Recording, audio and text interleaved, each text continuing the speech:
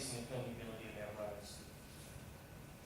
Some examples might be to reduce animal vehicle collision rates by 80% within 2 years, or 90% of the animals that get onto the road are able to use some sort of escape ramp to get off, or we want the risk of extinction to be less than 5% at the end of 100 years.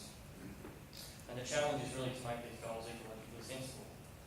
Reducing road kill to 100% might be, in some cases, a completely ridiculous idea, whereas for other species, maybe it's an out picnic possum, where we've got 1,500 left, I think that might be quite a sensible goal.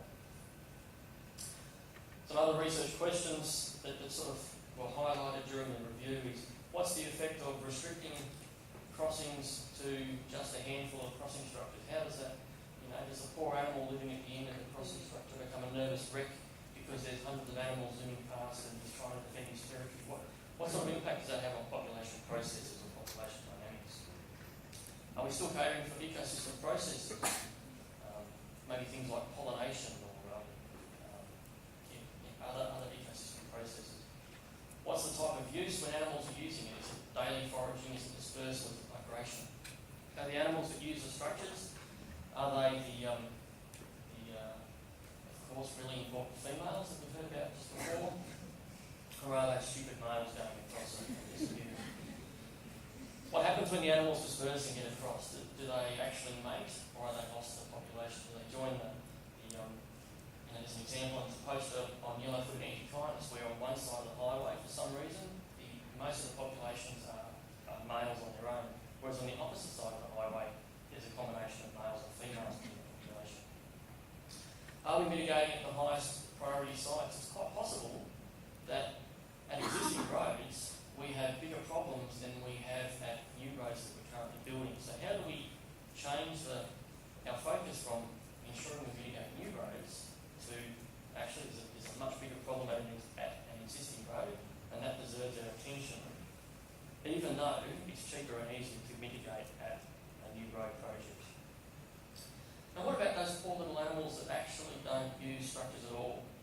Those road avoiders that I mentioned this morning, perhaps they're invertebrates or soil microbes. How are we, velvet worms, how do we ensure that they're not even on our radar? What are those species and which ones are they? But it's quite conceivable that some of these animals that we're not getting across the road actually have much more important roles than, dare I say, a koala in the landscape. And we can argue that later. Because I come from Victoria and apparently we don't.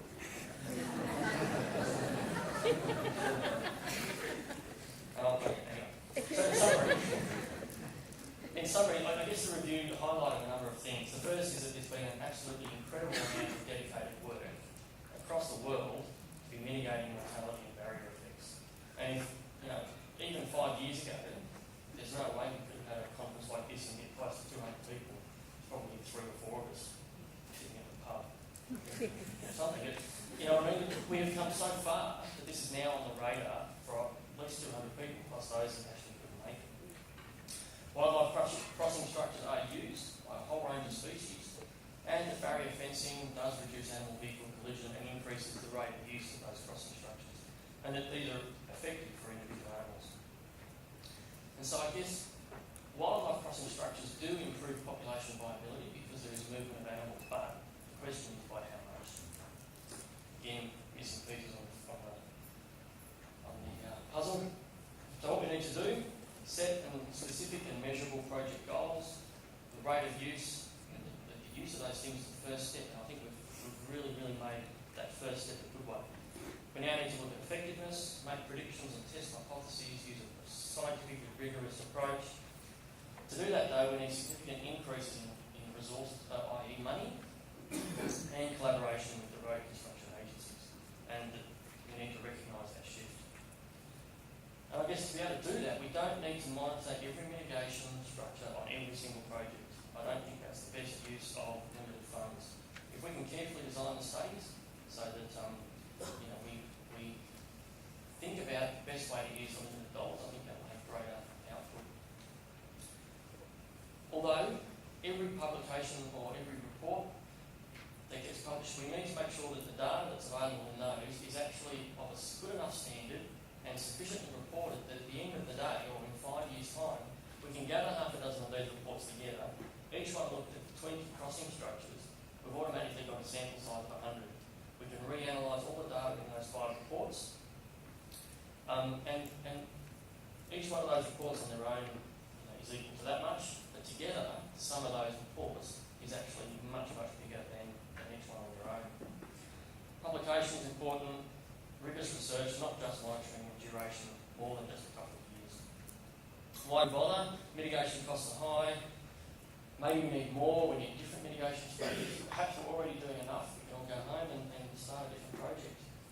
Maybe. Or not. Maybe we're still not doing enough. And I guess the explicit or implicit goal of most legislation that triggers this sort of crossing structure work is to ensure that species persist. ESD, principles of ecologically sustainable development. And for that, we need to assess effectiveness with respect to viability and or the explicit goals for each of those projects. I'd just like to thank a few people who assisted with the review, either financially or